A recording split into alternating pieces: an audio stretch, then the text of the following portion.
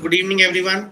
Welcome back to Conference 2.6 on the topic Liability and Risk Management in Entrepreneurship. We are delighted to have you all join us once again as we continue our exploration of this fascinating topic. And it's indeed wonderful to see familiar faces and new participants joining us today. I hope that they didn't bore you yesterday. And we also hope that you all had a restful day and are ready to dive into another session filled with valuable insights and discussions.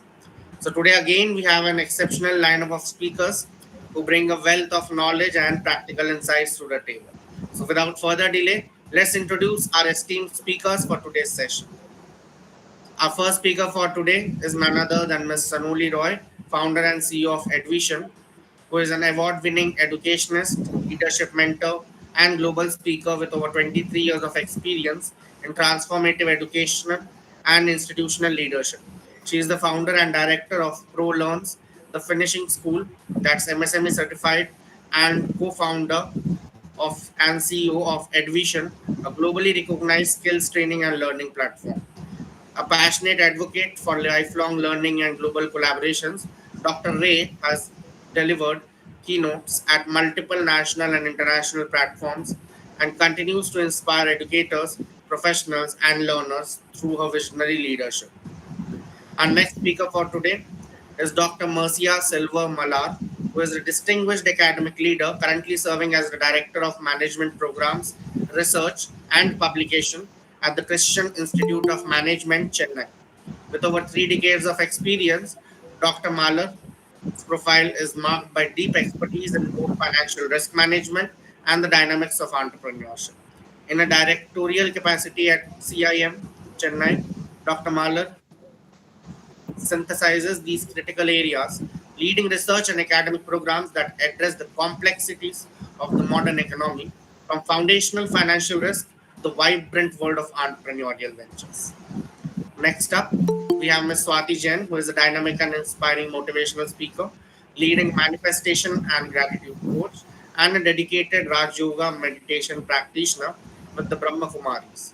She is the founder of the transformational platform Success with Swati, wherein she guides individuals to break through limitations and step into a life of fulfillment, peace, and abundance, with a deep understanding of the law of attraction. Next up, we have none other than Mr. Arif Sheikh, an IIM alumnus and a globally recognized business leader who has led billion-dollar organizations across retail, real estate, FMCG, IT, automotive, hospitality, and manufacturing sectors. In his last assignment, he served as the group CEO and chairman of a billion-dollar multinational company operating in 34 countries across 28 verticals with over 12,000 plus employees. With a proven track record in strategy, P&L management, and building startups from the ground up, he has executed transformative projects in 73 plus countries. Honored by three presidents and prime ministers, Mr. Sheikh has authored two books, written over 100 plus articles, and is known for his expertise in value acquisition and global leadership.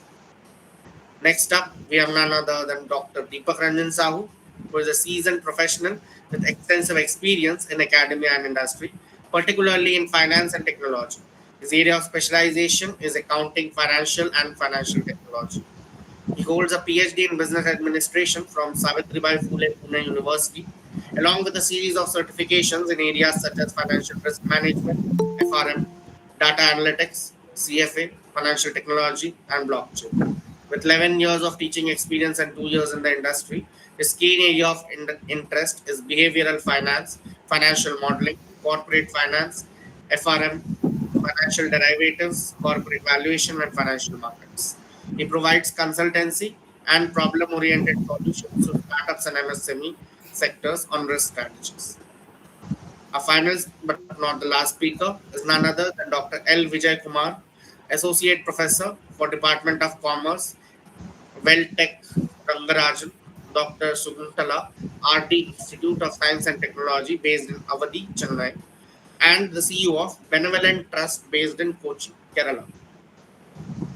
With an expertise in AI and women unorganized entrepreneurship, which are interestingly impacting the unorganized sector, driving economic inclusivity and growth by empowering small businesses and local enterprises.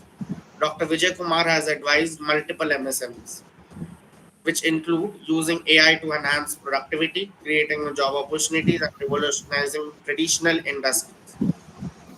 Dr. Vijay Kumar is a specialist into AI and is here to elaborate on how AI can help bridge the gap between formal and informal sectors, leading to a more dynamic and inclusive economy free of all financial risks. We are grateful for all of your presence and eagerly anticipate your valuable insights and contributions to today's conference.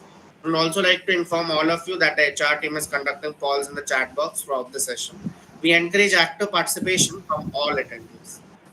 So now, before we commence the conference, I would like to once again request all attendees to kindly switch on your webcams and have a notepad and a pen handy to note down anything that feels important. Going ahead, I would like to invite our first speaker for today, Dr. Shanuli Roy, to share her perspectives with all of us. Thank you so much. It's indeed a pleasure to share my view in this platform. So, good evening, everyone. I'm Dr. Shanoli Ray. I'm the founder of ProLungs and co-founder and CEO of Advision. So, after spending over 23 years in academic leadership roles, I transitioned into education-based entrepreneurship with the aim of building platforms that empower educators and institutions with the tools, skills, and voice they need to lead. But as I ventured deeper into this space, I realized that one essential pillar is often overlooked, and that is risk management. Entrepreneurship is often glamorized as bold, passionate, and liberating, but what no one tells you is this: one legal issue, one breach of trust, or one overlooked clause, and everything you have built can come crumbling down.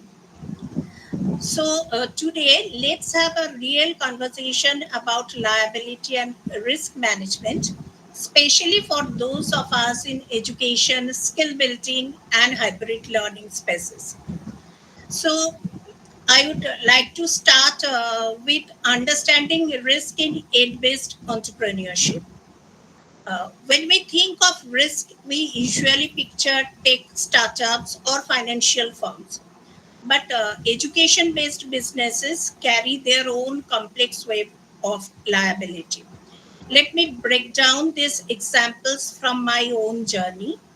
First is content liability. At Prolans and Advision, we create original soft skills and mentorship programs. What if someone downloads my content, tweaks it, and markets it as their own? So, this is content theft and a very real liability unless it's protected legally. Second is delivery risk, online and on site. With both in person workshops and Zoom masterclasses, we face risks like unforeseen technical failures, misrepresentation of content, student dissatisfaction due to ambiguous terms. Third is data privacy risk. Every registration form collects personal information. If we don't clearly state how the data is used, uh, if it leaks, we are legally and ethically responsible for that. According to a 2023 report by Statista, Statista is a global statistics and market data platform. 32% of education startups in India faced compliance issues related to content duplication, lack of data policies, or event disputes. So next, I would move forward to how to build a safety net for hybrid learning ventures. Now, let me share what we actually do to manage risk at Advision and Prolans, things I have learned the hard way and now make non-negotiable. First is NDAs for contributors or interns. NDA means non-disclosure agreements. So anyone who works with us, be it content creators, designers, or even digital interns, signs a non-disclosure agreement. If they access our framework, they must legally agree to respect it. Then only we start working with them. Number two is service MOUs with partner institution. MOUs or MOE, anything, memorandum of understanding or memorandum of execution. We collaborate with colleges and schools across India. From mentorship sessions to certification courses, every partnership is backed by assigned MOU detailing, where we mention the scope of service, rights over content and delivery, roles in case of cancellations or emergencies. Third is SOPs for everything.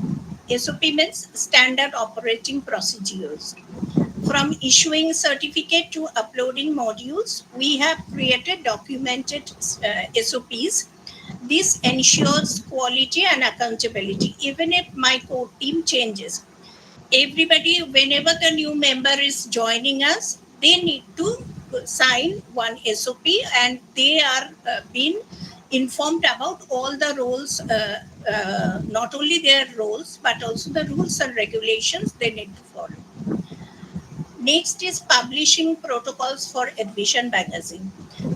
We issue a monthly digital magazine and at Admission, and we require a signed originality declaration from every contributor, ensuring there's no plagiarism or reuse risk. Number fifth is website privacy policy. Our website, for example, Admission website, www.admission.com, it clearly outlines how user data is collected and protected. So whether someone submits an article or signs up for a workshop, they are assured of ethical digital practices. So these are the uh, protocols we need to follow. Now, I would like to share some of the practical tips for all aspiring edupreneurs who want to be entrepreneurs in the field of education. Uh, Mainly, there are five action checklist I want to share, which are easy to implement but powerful and impact. First is always use NDAs before sharing any intellectual property. This applies to guest speakers, freelancers, and even interns. Number two is create SOPs for all your operations, be it content creation, workshop delivery, refund policy, or issuing certificates. Number three, always use clear terms for online and on site services, as we deliver services both in online and on site mode. So, we have separate terms and conditions for that. For online events, define session rules, cancellation policies, technical requirements, etc. For offline events, cover logistics, photography consent, or regarding venue, like this. And fourth is maintain a risk checklist. Before every event or launch, ask or check it. Do we have signed the MOUs or MOEs? Are the guest speakers briefed and documented? Are clients emailed terms in advance? Is consent taken for testimonials or photos? So these are the checklist you need to create as per your requirement, and you need to check it. Lastly, is get a professional guidance whenever needed. Don't hesitate to hire a freelancer legal advisor, even if it is part time, to review your terms and contracts.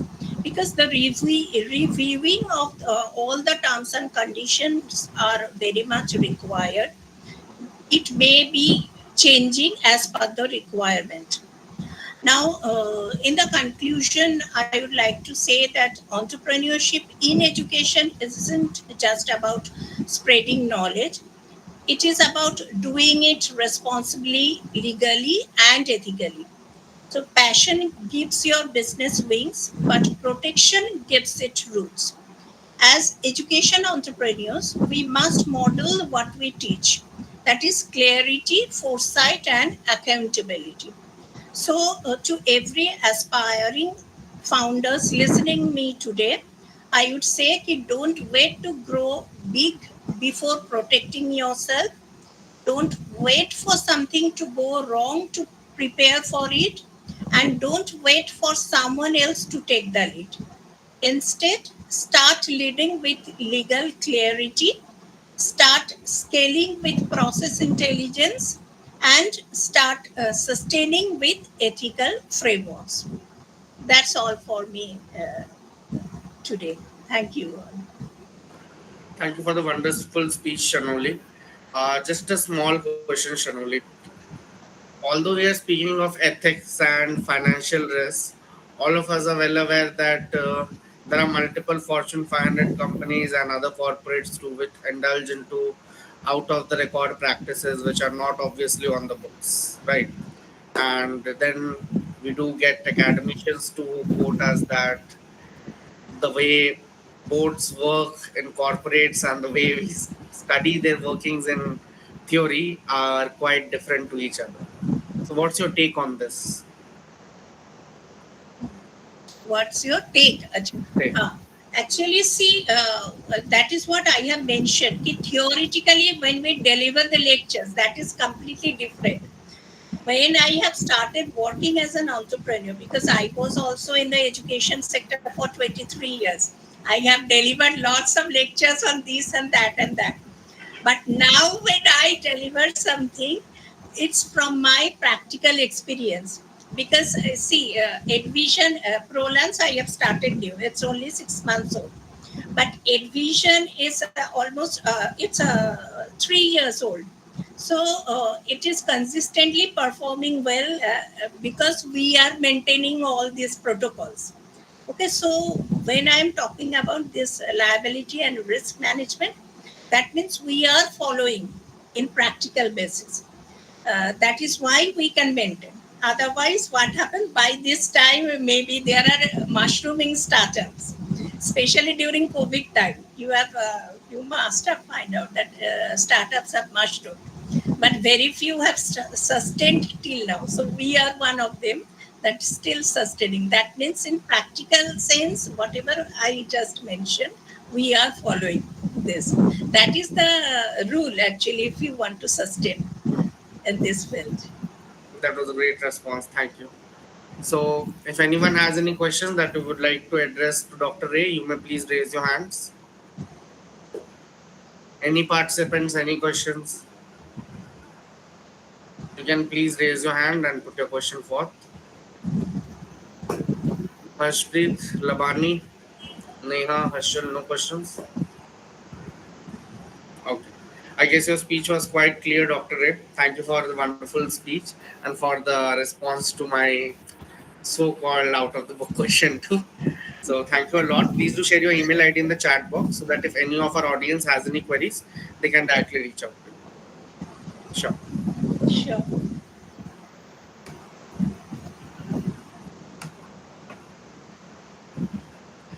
Now, moving ahead, I would like to welcome our next speaker, Dr. Mercia Silva Malar from Christian Institute of Management, to commence her speech and share her insights with all of us.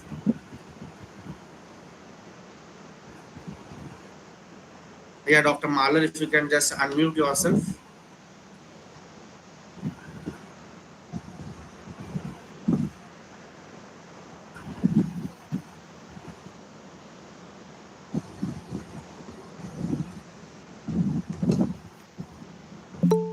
The first button from the left, Dr. Malar.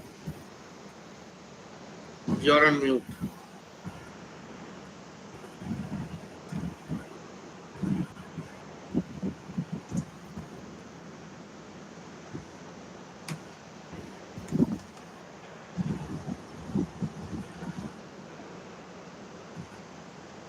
The first button from the left, Dr. Malar. There will be an icon resembling a mic. You just need to click on it.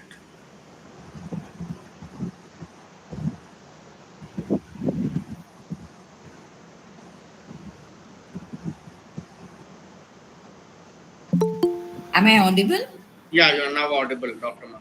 Thank you. Yeah. Am I? Are you seeing my Yeah, we can PowerPoint. clearly see you and hear you both. No, my presentation. No, Dr. Mala. For that, you have to share your screen. Third button from the left. Third button. Just two buttons right to the one you just pressed for the mic. There will be a Yeah, screen I'm with trying the to upper share heading bars. it. Sure.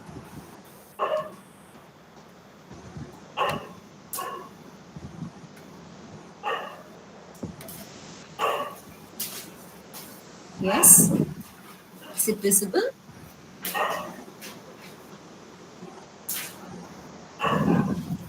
Yeah, Dr. Mala, it's clearly visible. Please continue. It's visible? Yeah, it is visible, Dr. Mala. Yeah. So, good evening, everyone. Everyone, I'm very happy to be present here and share with you on liability and risk management and entrepreneurship with very specific reference to financial risk management. We see that in most of the entrepreneurial ventures that there is a problem that most entrepreneurs face, which is financial risk management. Most of the startups fail. We say that 90% of them fail, and only 10% of them survive beyond 5 years of their life. There are several studies, several researchers which say that entrepreneurship is not all that easy if you do not have a good financial knowledge. So, this evening, what we are going to look at is how financial risk exhibits itself or presents itself in the entrepreneurial ventures and how entrepreneurs are supposed to overcome it. As you see, financial risks can be manifesting themselves in five different forms. The first one is liquidity risk, which talks or which uh, happens because of the cash flow and which you can understand, learn through the current ratio, which I'll be explaining in detail. The second risk is about the leverage risk, which is because of the capital structure that entrepreneurs try to follow, and that is manifested or that is examined and measured through the debt equity ratio. The third risk that you have is the limit risk, which is a confusion that entrepreneurs have between business and personal finance. They do not take seriously the boundaries between what personal finances, what business finances, and that can lead to your limit risk. Third, we see the legal risk that because of the tax compliance or audit compliances that entrepreneurs fail to follow. Finally, we have the landscape risk, which is economic environment that is prevalent across the economy, which entrepreneurs sometimes don't watch, which entrepreneurs don't take note of. Even if you take note of, sometimes you don't have control over this kind of financial risk. So basically, these five risks are there for every entrepreneur. And if entrepreneurs are unaware of these five kinds of financial risks, they cannot really manage these risks. And if they cannot manage these risks, then definitely it's going to be a problem. So let's see in detail what is liquidity risk and how are we going to solve this liquidity risk. Entrepreneurs must very clearly understand cash flow is important for every business unit. Cash flow is like blood flowing through your body. Yes, if your blood flow stops, if your blood flow ceases to overbleeding and there is no blood in the body, then your body comes to its life's end. Cash is life, cash is king.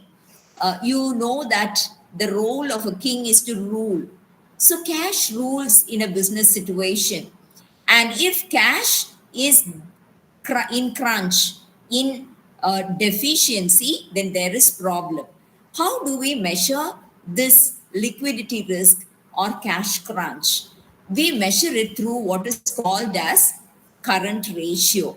Current ratio is the proportion of current assets to current liabilities. So you may ask me, what are current assets? What are current liabilities? Should entrepreneurs know all this? Definitely, you should know this because you are going to manage your financial necessities, financial risk. You have to, on a daily basis, be on top of this risk so that you will not end up closing your business, though your product might be good, though your idea might be good, though your solution to the problems of the society might be good. Just because you don't understand the cash flow and that cash is king, you might have a difficulty on this. So you should understand what current assets are. Current assets are those assets which you can convert quickly into cash, or cash as such, a bank balance as such, or some money that somebody has to give you. So if you have enough current assets which are double the current liabilities. By current liabilities, we mean what is payable within a short span of time. Say a month's time to 6 months' time. If you have to pay any money, that is called as payable. Short-term loans are among this. So we say that if your current assets are double the current liabilities, you are safe. As an entrepreneur, from the beginning, your caution should be to have enough current assets so that your current liabilities are being covered twice. Always on the watch that you are above the liquidity risk. Liquidity risk is one risk which can very quickly run you into problems that you will never be on control of. So ensure that this liquidity risk is not there. The second kind of financial risk is leverage risk, as we call it, how you leverage between the various sources of your capital. Entrepreneurs have two basic sources of capital. One is the debt, the other one is the equity. When we say debt, you can borrow from several sources. See, even today, when you think of an idea, so many people may come and tell you that they are willing to lend you. Yes, banks are willing to lend. There are other sources which are willing to lend you money. And it is a very, very attractive option that is available. That's a very easy option that is available. Versus you have another source of your capital, which is equity. Equity is what comes from the owners of the business. As an entrepreneur, you can always start your own business with your own money, not with somebody else's money. So when you try to start a business completely with your money, with your saved money, with your pooled in money, with your home, with your own wealth converted into cash, then you are doing what is called as bootstrapping. There are organizations which go on low leverage versus high leverage. Low leverage is when you bootstrap, when you bring more of your own equity through saving, through your wealth being converted into capital. But then high leverage is when you keep borrowing, and your percentage of borrowing or debt is too heavy. When you have high leverage, there is something very, very difficult for you to manage. That is servicing of the debt. What do you mean by servicing of the debt? You'll have to pay the interest. You'll have to pay the principal in small quantities, small amounts. Now, this is not very easily possible. Yes, unless and until your business is generating enough funds, enough cash, you will not be able to service your debt. When you're not able to service your debt, what happens is that you go into financial stress. Yes, when you are not able to do certain things, your tasks, you face a stress. Similarly, when financial liabilities are not being met, you go into, or your organization, your startup goes into what is called as financial stress. And this financial stress will be aggravated to financial distress, because when you have financial stress, people around you know that you desperately need money. And when you desperately need money, people keep charging you higher rates of interest. And when higher rates of interest are charged, the cost for production, the cost of running your business operation becomes very costly. And when it becomes too costly, you go into heavy borrowing. So from 7% to 10% to 15%, you may go borrowing 20, 30% interest rate. That lands you up in financial distress. And when your financial distress keeps becoming intensified, you go into insolvency. See, you borrow at higher rate and then you're not able to pay back what you borrowed, and you will have to declare yourself insolvency and the business comes to an end. So this is not what entrepreneurs should look forward to. Rather, they should start their businesses with bootstrapping. It is always safe to have enough savings, enough wealth of your own before you start a business. So bootstrapping is the solution for leverages. Start small, start with what you have. Don't go into high debt, which will cause debt related issues. Yes. And then we talk about the limit risk. Limit risk is when you do not know the boundaries between your personal and business finance. Not only you know, but you don't have the discipline. So entrepreneurs are called to have this discipline of having boundary between personal and business finance. In finance, we talk about a concept called as business entity concept. You as an entrepreneur, you as a startup owner is a different person, and your startup is a different person. Your business is a legal person created by law, created by the existing policies in the country. So you should have a separate books of accounts. Your business should have separate books of accounts. So when you have separate books maintained for your business and your yourself, there will be strict discipline of not mixing your personal money with business money.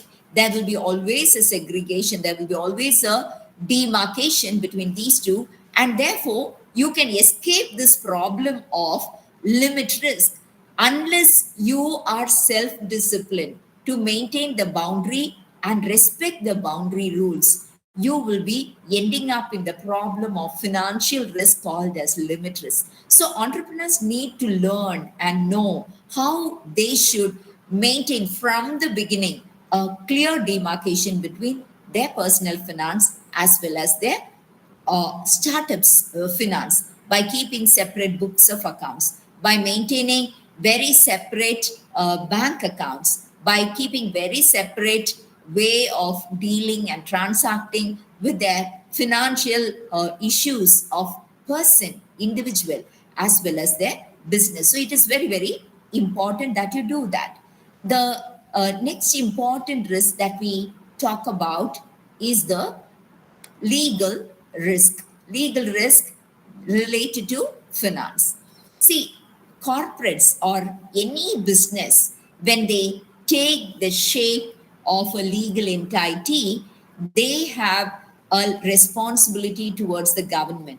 They have to pay taxes just as individuals need to pay taxes.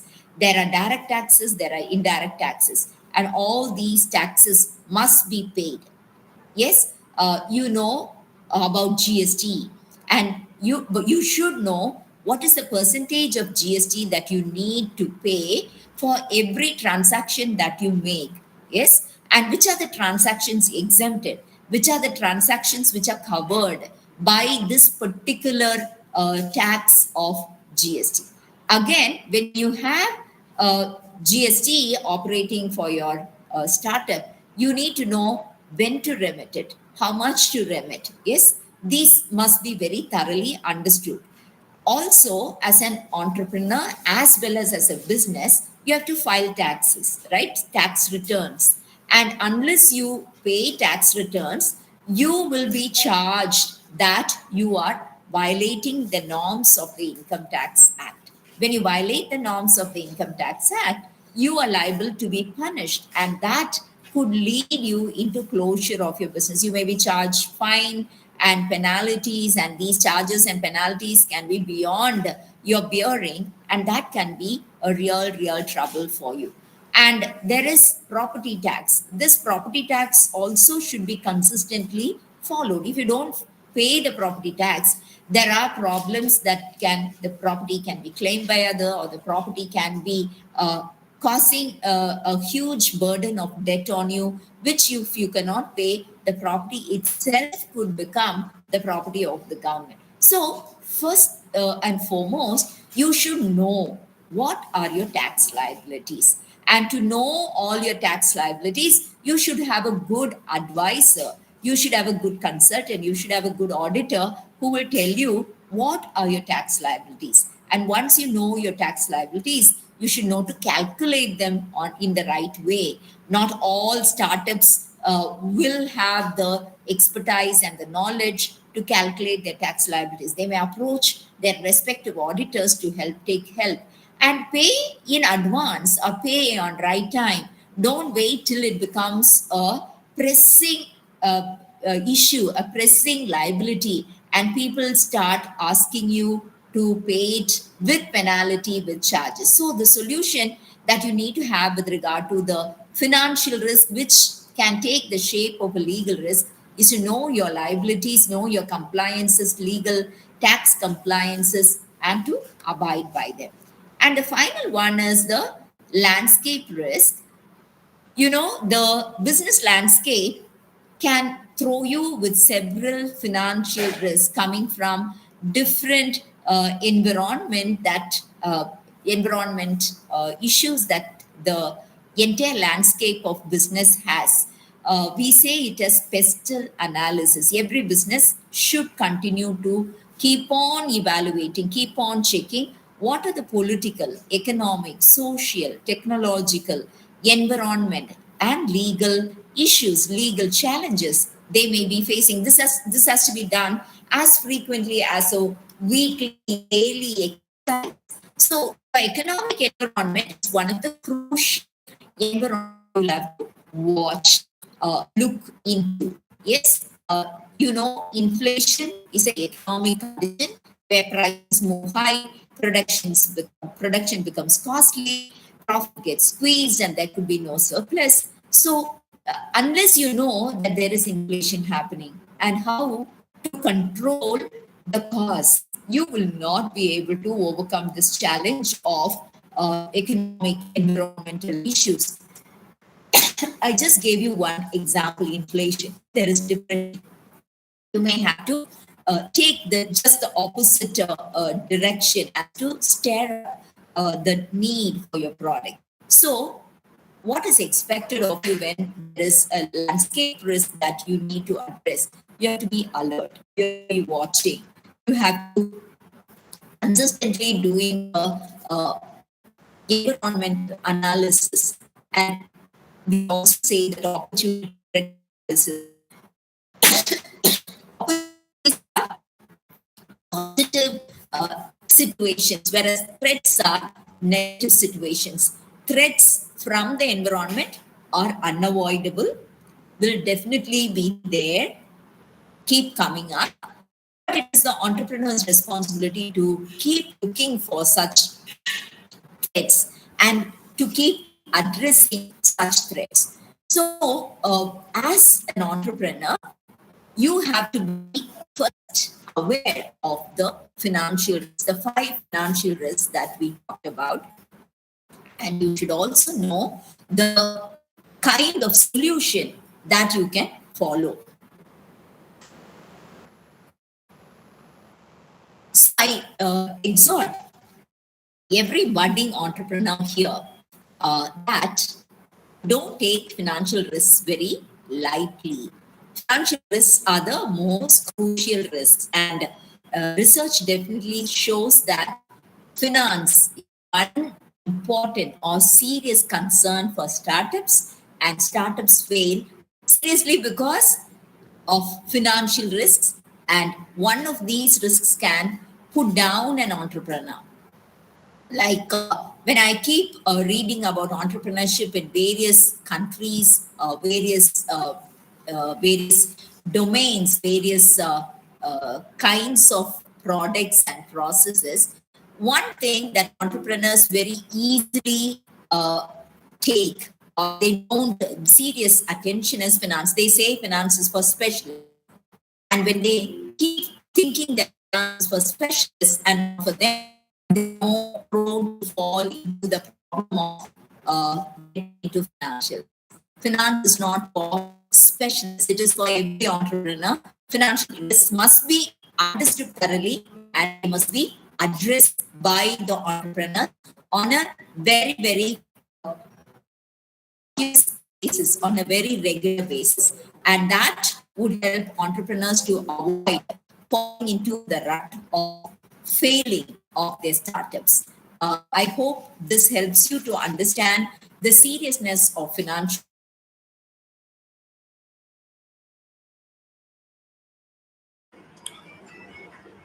Thank you for the amazing speech, Dr. Maulan.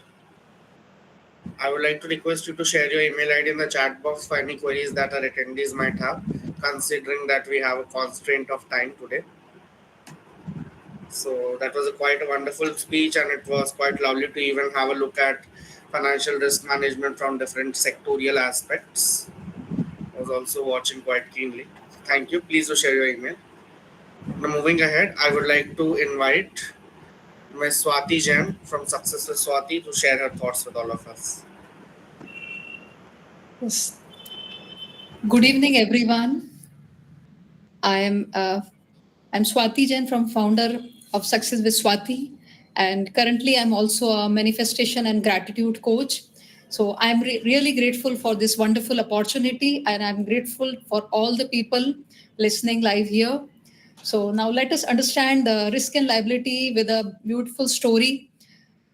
So once upon a time, in a little town, there was a young entrepreneur named as Ellen.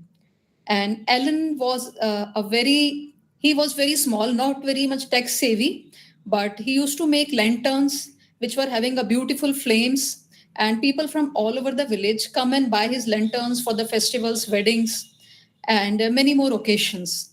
But one of the visitor one day asked Ellen, was the lanterns which he's making is safe? So Ellen told, yes, it's very safe. I have never faced any kind of problem with these lanterns. But after a few days in the winter, one of his lantern caught fire in the garden. And the one of the family, though they don't found much damage, but still they sued Ellen.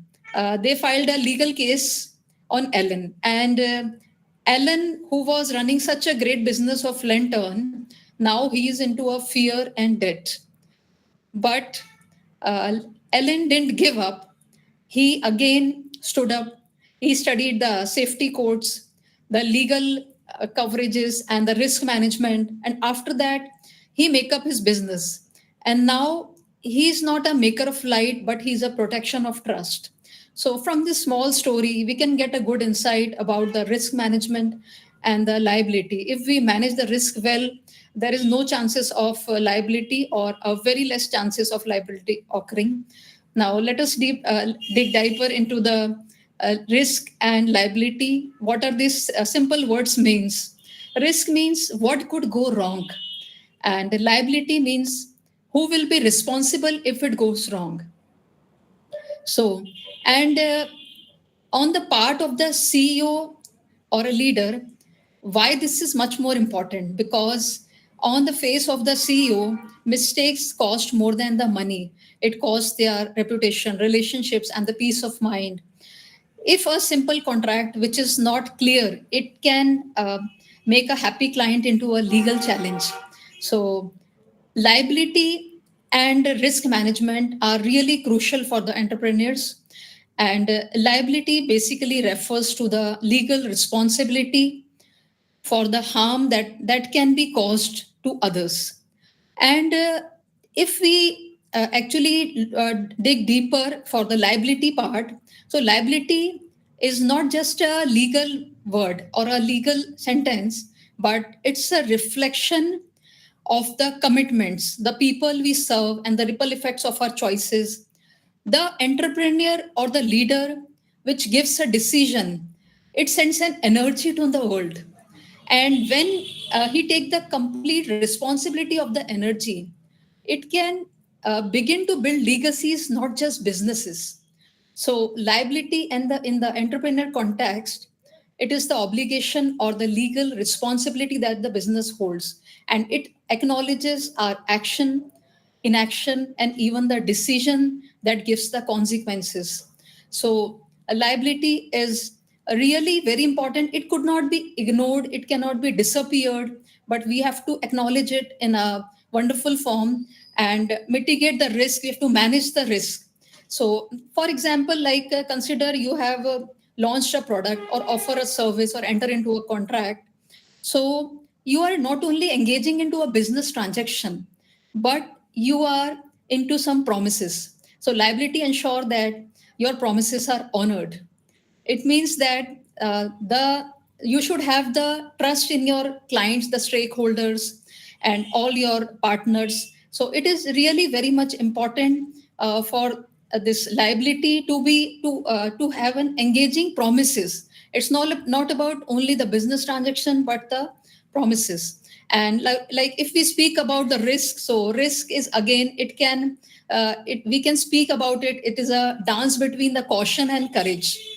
So every entrepreneur is a risk taker at heart, but unmeasured risk is not bravery. It can be a blind bets. So risk is like fire. It can burn you or it can forge you. But risk, if acknowledged well, it can be an empowerment tool. So, if you are managing the risk with the legal consciousness, sharing your risk with the insurance or contracts, it really becomes easy to manage your risk. And risk management is the process of identifying, assessing, and mitigating the negative potential impact on the businesses. So, first of all, for every entrepreneur, it is very much important to identify the potential risk, like risk in the financial areas, legal areas, operationals, and strategic areas. First of all, if we talk about the financial area, so you could have some financial losses or the market fluctuations. It could be the risk there. Then, secondly, if we go in the legal side, non-compliance of the regulations or the contracts or many other non-compliances. Third is the operational part. In the operational part, it stems from the internal system error or the human error. And fourth is the strategic risk. It basically stems for the threat that is given to the organization. So these are the various risks. And when the risk is being identified, it is required to be assessed on the priority basis of the risk. Like which risk is really very important to be solved first. So this is really very, very much important. And then the third part comes is the mitigating of the risk. So it can be done with the help of the legal consciousness, insurances, then like some training to the employees, and the documentation is the very important part. If you have well documented the thing, it really mitigates your risk and you can easily manage your risk. So it is very much important to have a clear cut documented. It should not be unclear, unspoken. So it really helps us. And if we go in the deeper connection of the risk and liability, because we can't only speak only about the theoretical part, but it is also important to deal in the practical part of the risk and liability. As we all know, like liability is an obligation, but risk, it can cause harm. It is not for sure, but it can cause harm. But there is no fear, but we should go with the confidence by mitigating the risk or managing the risk. So some of the examples which we could share on the business part, like for example, first one is the product safety. Negligence can lead to the liability. For example, a company has launched a product, and without doing much R&D and much testing, they have launched a product in the market to beat the competition. But whenever it reached to the consumers, they complained of the overheating. So now this overheating, it becomes a liability here. So the lesson which we can learn from here is, if the particular R&D or the testing is being done of the product, it can easily minimize the risk. So here we can easily understand that product safety could be easily managed if the risk is being managed, so that no liability occurs. And in the second example of HR practices, it is related to the harassment or discriminatory policies. A new IT company was being built and they have not made the proper discriminatory or harassment policies. And one of the manager made a discriminatory remark to the employee, and the employee he files a complaint. So now the HR oversight it and it become a liability again.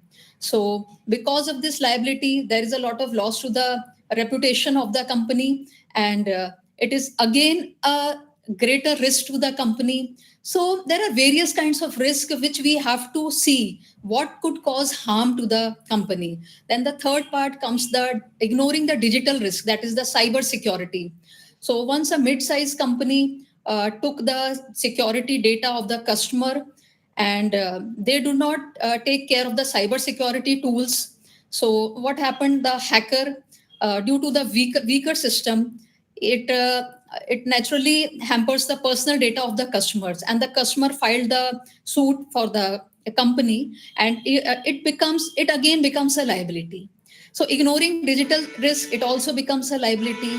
So we have to check at every part ki what could go wrong in the business. So it really creates that liability. And in the fourth part, if we take about the environment impact, one of the manufacturing company, they actually launched some operations and without assessing the environment, and the community nearby filed a suit for them for the water pollution. So again it becomes a liability. So in the various fields, if you are not checking, not assessing the things which are nearby you, it becomes a really a liability, and therefore it can cause a great reputational damage, a compensation, or you also have to give a refund to the people.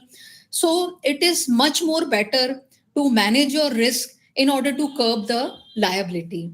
Now there is a CEO, I would like to tell some CEO toolkit. It's a safety kit for the risk clarity. Three powerful weapons are there. First is the audit, like audit task. Then second one is to clearly writing the things. And the third one, the important one, is the create safety net. So if we go with the first one, we have to ask what should go wrong in the business, that is financially, legally, digitally, or with clients, and what are the things are unspoken, uncleared, or undocumented. Then second parts come, put it in writing. So create what you have to create. You have to create all the client agreements, whether you are a coach or a freelancer. You have to create the terms and conditions. You have to create the refund policies and the cancellation policies. It should be in the written form. Then third is the safety net. So you should take the advice of the legal advisor to have the basic insurance or something. Business should have some insurance. So if you are doing all these things, it could be a safety kit for the risk clarity. And at the end part, before leaving from this session, every business entrepreneur should understand the business which they are actually leading, or they are thinking to plan out what is the 5 business risks. It is really important to acknowledge it. They have to check their insurance status. Then thirdly, they have to have the risk review meetings so that they can curb the liability before. And creativity is the spark. Liability and risk management is the filter that can be a burning flame to stay strong, comfortable, and unstoppable. So I'm truly grateful to SK Associates and Group for giving me such a great opportunity to speak on this platform on this wonderful topic. And I'm really grateful to all the people who are listening here. Thank you so much from the bottom of my heart. Sure. Thank you, Ms. Swati, for the amazing speech. And considering that Swati ji is a specialized expert into her field, I would like to invite the audience to put forth their questions, if any. If anyone has any questions, you may simply raise your hand. No questions? None, I guess.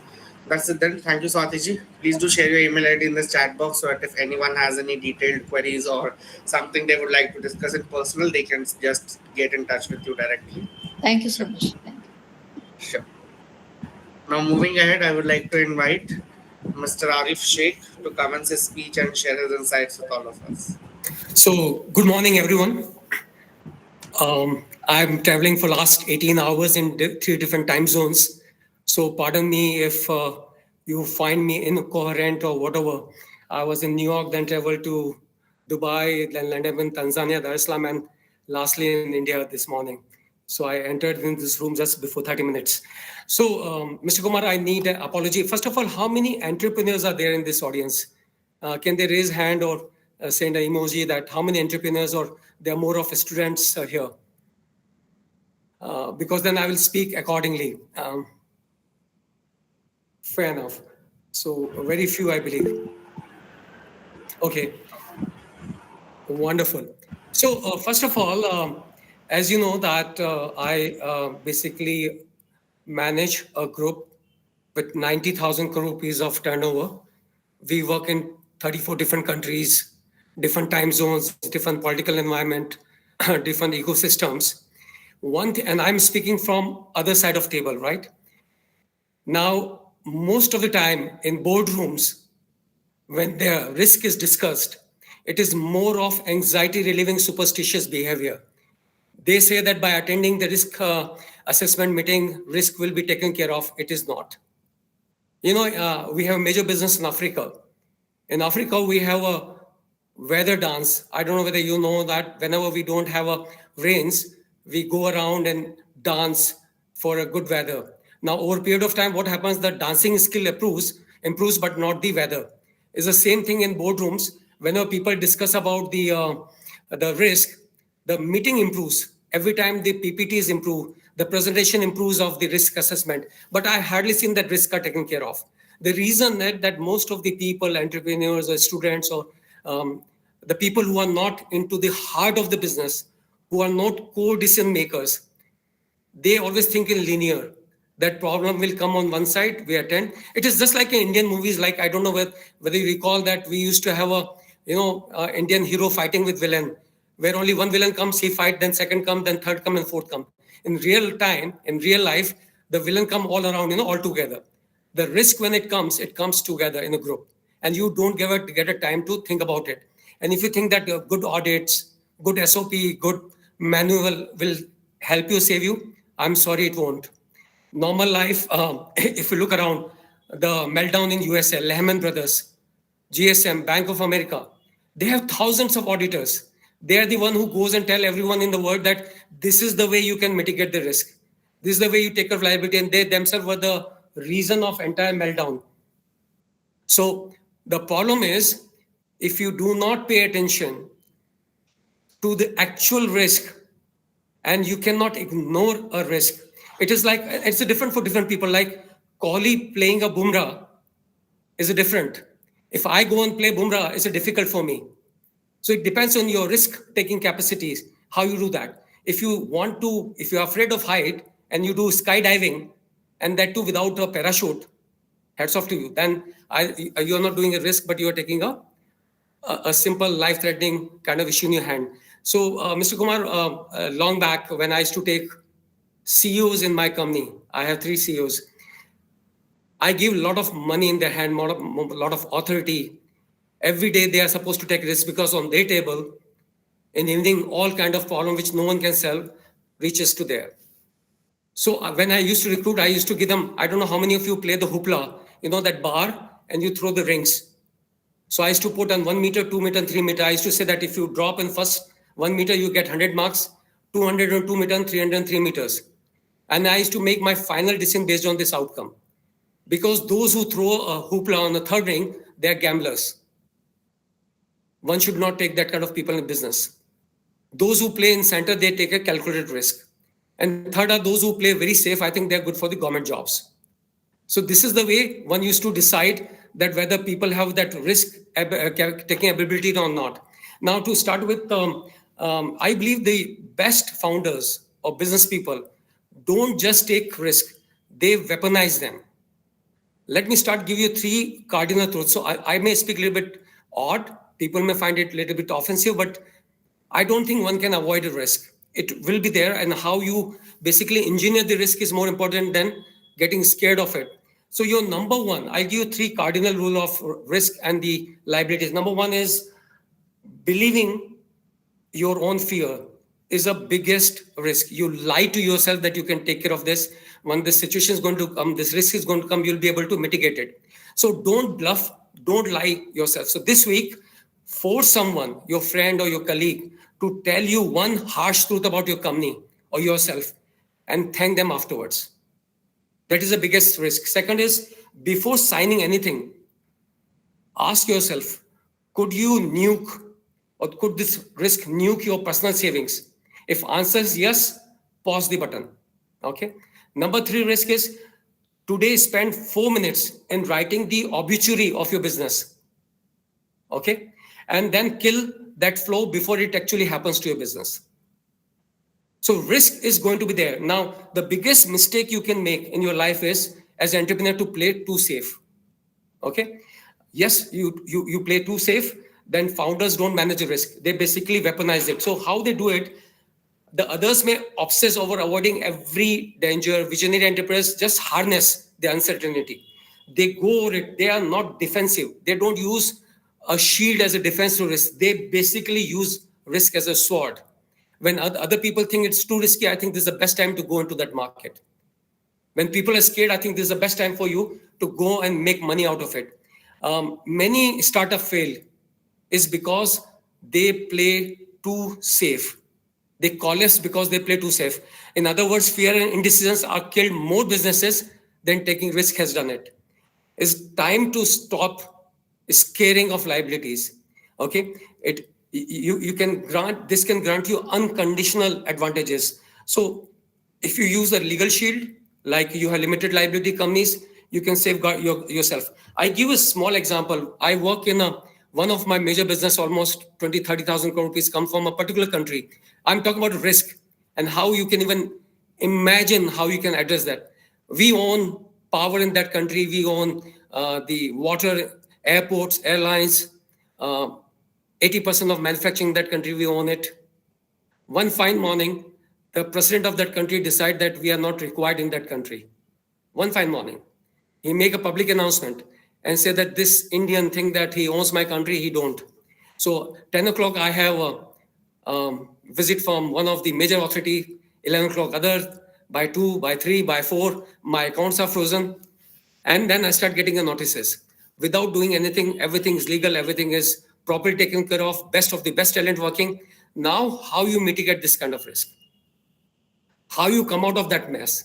Okay, when your accounts are frozen, okay, and that was the best time I seen that how my team have already visualized that kind of risk, what kind of steps they have taken into account, safeguarding the business, the people, the customers, and everyone else. So my point is very simple, and don't use risk as going down, but use as a trampoline to jump back, to make money out of it. I always like Gandhiji, but it is on the note, okay? When it is printed on 500 rupees note. I love that Gandhiji, not on the pictures. And basically you can double the money safely if you fold the note and keep in your pocket. But if you want to make a money, if you want to make a big money, you need to take a risk. Okay, there's no way about it. And whatever plans you make, whatever SOP you have, ultimately something will come all of a sudden, unprecedented, where you are not envisaged about that risk, and ultimately it will come down to your gray matter, that what decision you're going to take. So my point is that don't be scared. Okay, be ready, and have your parachute with you when you jump down from the aircraft. Thank you, Mr. Kumar, and thank you, everyone.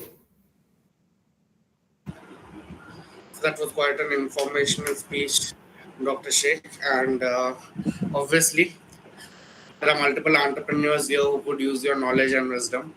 So thanks for the info. And I would like to request you to just share your email ID in the chat box since we have a time constraint. Yeah, I'll do that. And one last point, Mr. Kumar, I want to share that last 10 years, we have doubled our PAT every year. Okay, we have doubled our capacity every 4 years. We are the zero debt company. We have a ROC which is 56%. So if you look at the numbers, very strong. But even that kind of company can come under threat from unknown reasons. So I'll share my ID and number, and thank you much for giving me opportunity to speak. Sure. Thank you. God bless you and everyone. Just as a CEO to a CEO, Mr. Sheikh, since you're quite experienced in handling the C-suite roles, I have a personal question. Sure, sir. Having been a consultant from approximately like 8 years in my field, I have seen that most of the entrepreneurs who have got early stage startups making out like revenues in 8 to 9 figures of income, do try to evade taxes. Yeah. Okay, they do that through multiple measures, that is using international bank accounts, rerouting their revenues as FDIs, and similar kind of things that you might be already aware of. Yeah. So, what's your advice to such entrepreneurs? Because we Do, have multiple of such like aspiring entrepreneurs out here too. see, I will say that in my institute, they never taught us about the normal accounting and normal finance. They taught us accounting, which actually takes place in India. I can't put up too much of light on that. I just give example. If you want to buy a property and I want to sell it, we both need to pay taxes. But if we enter into a partnership agreement and break it after 6 months, I take your money and you take my land as equity, and there'll be no tax payable. So Indian law, within a legal framework, there are a lot of options available legally. So I would say that as far as the legal, take recourse of that, because the biggest organization in this country globally, they take that route. But the day you go out of that line, the red line, someday some whistleblower will make issue, and you will the law will catch up with you, and that time you pay dearly. The problem is that rather than taxes, the aspiration and action are the two axes. People have, all entrepreneurs have a lot of aspiration, but action goes more on saving the cost than making the money. So I would only advise CEOs that go beyond your thinking, break that glass ceiling, and look into numbers which global, and actually believe on your numbers, and don't think about that you may go bust. If you're doing 10, then think about 1,000, not about 100. You may end up at 500. That was great advice. Thank you, Mr. Sheikh. Please do share your email ID in the chat box, and thanks for the amazing information that you share with all of us. Thank you, sir. Thank you much. Sure. Now, moving ahead, let's welcome our next speaker for today, Dr. Deepak Ranjan Sahu, and I request him to commence his speech and share his insights with all of us. Good evening, everyone. Good evening, Before I will start, I'll just start with one quote: "Risk is an opportunity as well as a threat." So, taking to this quote, let's go back to the COVID-19. During that time, many of the business or many of the startup owner, they lost their business.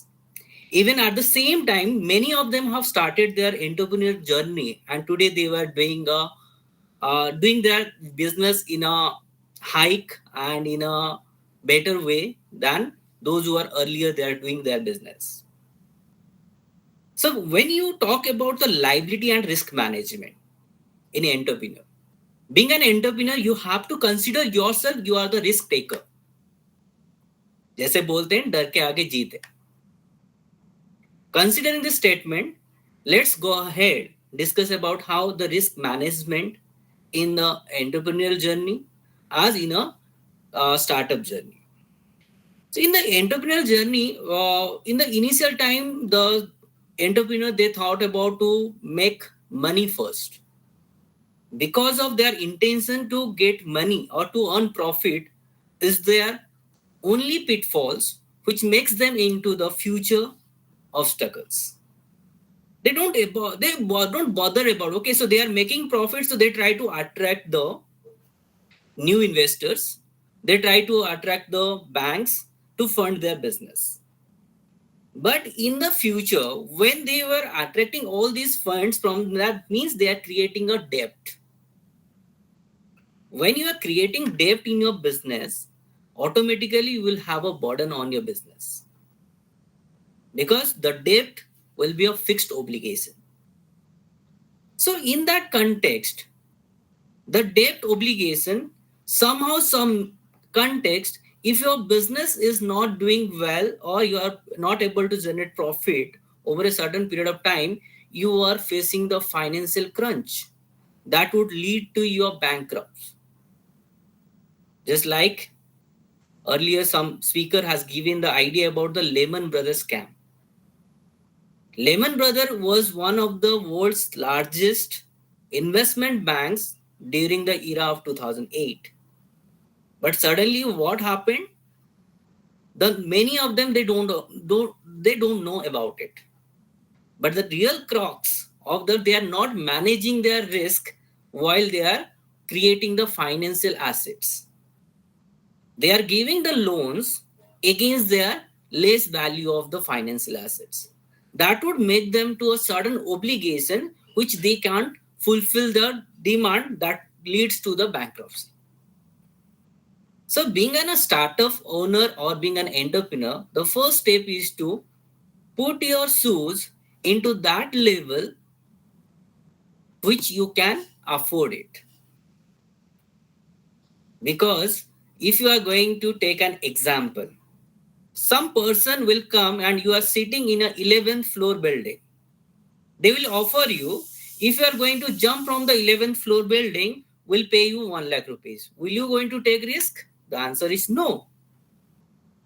If someone will come and says, no, we'll pay you once year, again you will thought about that, whether I will take this risk or not. But at the same time, if anyone will come and say, if you are going to jump from the 11th floor, I will give you 100 CR. Then it is the things that you need to thought. And you started jumping without taking precaution. So these precautions should be taken care of while you are jumping from the any level of action. So every action has an opposite reaction. So if your action has always a positive reaction, then it is a success that you are going to get it in your action. But if it is a negative, then it would going to destroy your whole business. So like the same, while you are into the entrepreneurial journey, so you always being consider yourself into 3 dimensions. The first dimensions is you have to follow the ethical guidelines. You have to follow the standard guidelines. And at the end, you have to follow your dream line. Because everyone, when they start their journey, they will always have their dream. Because you never compromise on your dream. Because you started entrepreneurship, because you are already take an action that you are going to be a high risk taker.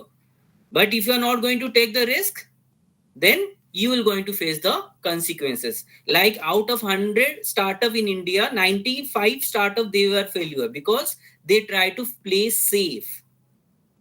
When they start with their dream, but later they deviated from their dream.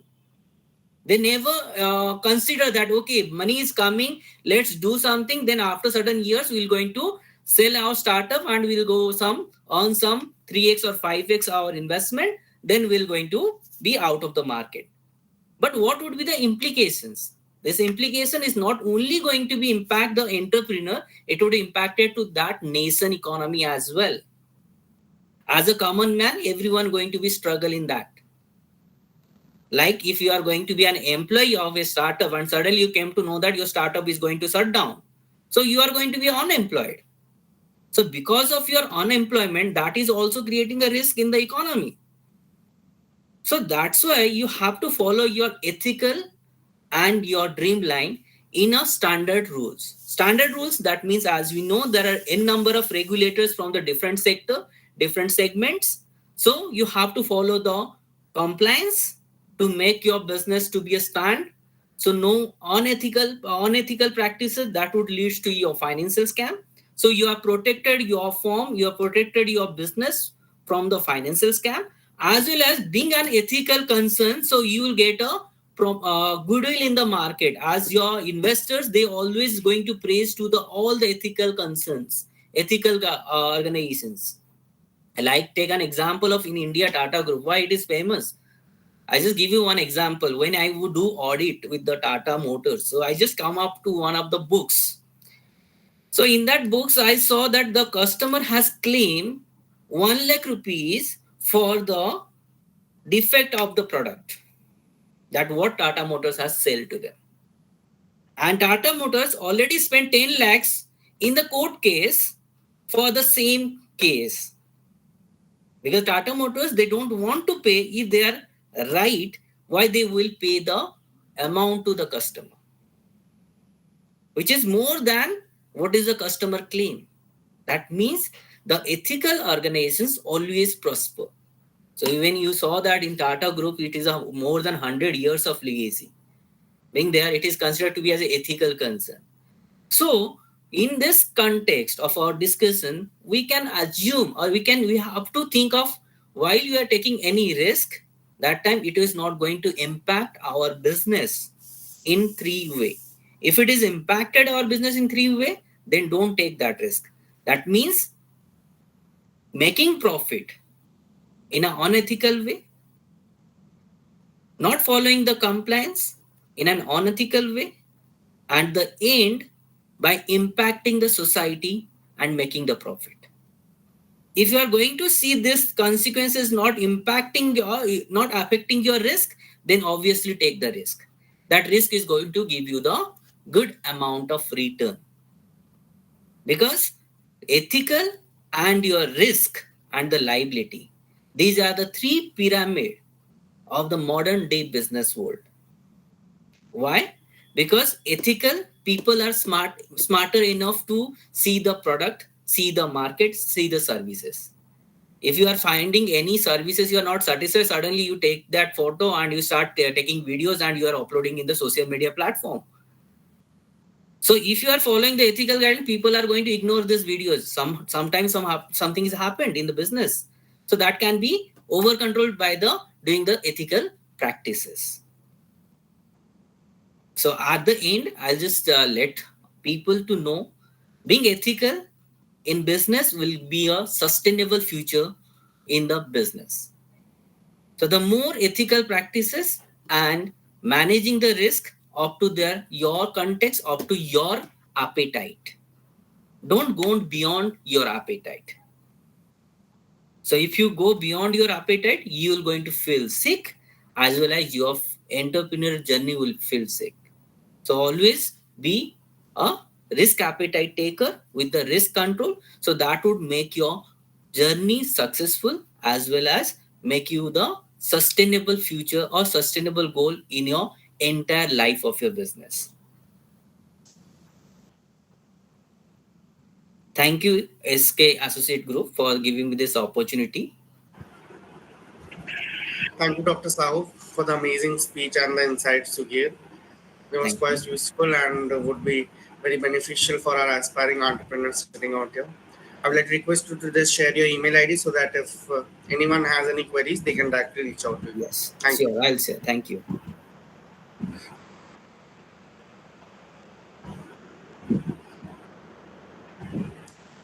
So, as we come to the close of this remarkable conference session, we would like to express our heartfelt appreciation to each and every one of you.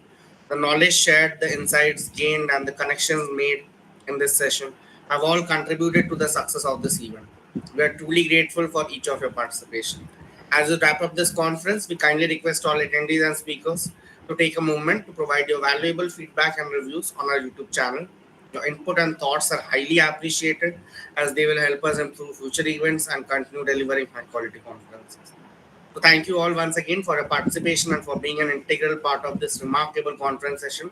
We look forward to your reviews and hope to see you all at the final session of Conference 4.6 tomorrow.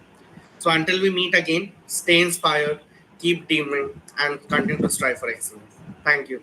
Farewell for now.